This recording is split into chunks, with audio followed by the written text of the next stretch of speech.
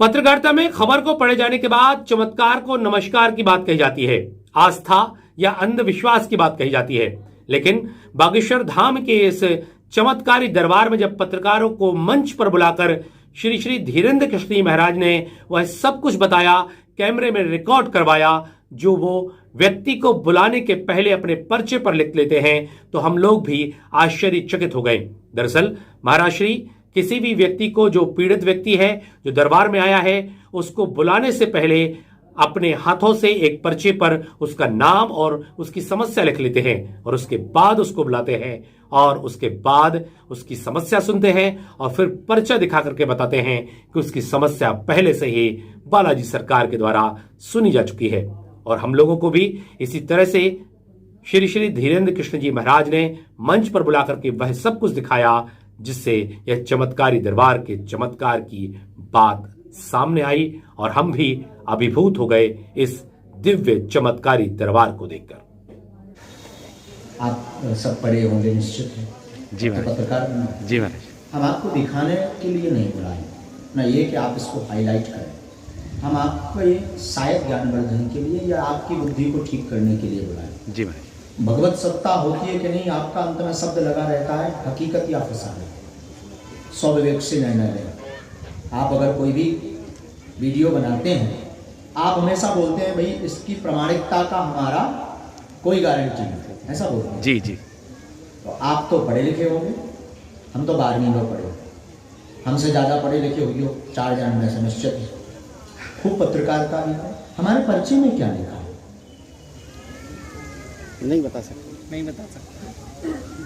जैसे आप बता सकते हैं बालाजी सरकार, ऐसा मानते हैं? जी बिल्कुल। बात से यही कहेंगे कि बालाजी सरकार की कृपा होती बिल्कुल कहेंगे। 100% है? कहेंगे। आप तो अंतर्यामी हैं, हम तो ठीक नहीं, अंतर्यामी नहीं है बब्बा। जो अंतर्यामी है, आदमी कभी अंतर्यामी नहीं हो सकता। हम तो कहेंगे बप्पा की कृपा से तो बैठ। आप भी जानते हैं जी कि हमारी क्या स्थिति थी। जी। पप्पा की कृपा से बैठे हैं, आपको अब ये प्रश्न उठता है कि इन्हें क्यों उठाया। इस पर्चे में उसका जवाब है कि इन्हें क्यों उठाया और आपको क्यों बुलाया। इस पर्चे में जवाब। आप हमसे पहले कभी मिले? माइक से जवाब दीजिए। नहीं मिले, पहली बार मिल रहे हैं और यहाँ किसी को कुछ विषय अपना बताया तो हमें विश्वास था कि अर्जी लगेगी। अच्छा, आइए पत्रकार अपने रखिए नजदीक कैमरा जी। सुनिए, अब पढ़िए आप और सुनिए। काम धाम धन से रुकावट बनी हुई है। जो सरदार जी बैठे हुए हैं वह नाना प्रकार के विचार मन में कर रहे हैं कि क्या सब पर कृपा करते हैं, हमारी भी बतावेंगे तो जाने। ऐसा मन में भाव था। सही सोचा आपने, पर उन सरदार जी का नाम सनी होगा। बोले बागेश्वर धाम की। यही लिखा। अब एक प्रश्न के अलावा कोई प्रश्न नहीं करेंगे, केवल देखने, दर्शन व कृपा पाने आए थे। अब आगे वह नतमस्तक हो जाएंगे। आशीर्वाद। बोले सच्चे दरबार की।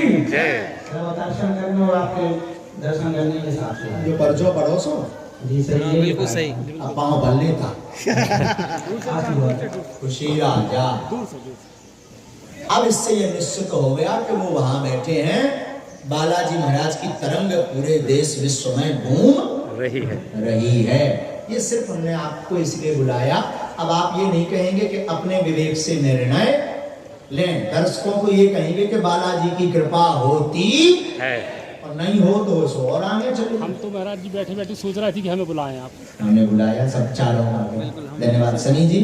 ये आपकी पर्चा लीजिए। एक मंत्र इसमें लिखा है, इसका प्रयोग करना है। ये दीवार पर बनाना है आपको और इसी का जप करना है।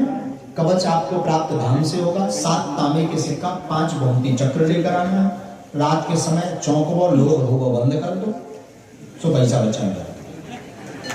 जय श्री राम।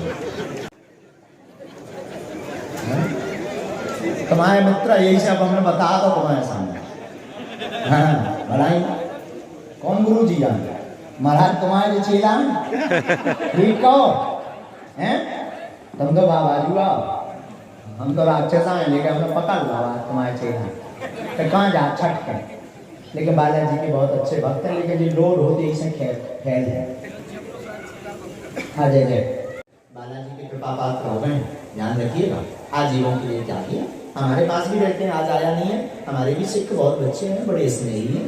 लाल जी सरदार जी है खूब सेवा करते हैं और लहसुन प्याज भी नहीं खाते कभी। आप भी छोड़ो, लो गोबर छोड़ो, जय जय श्री राम। अब नहीं हो बात पूरी हुई।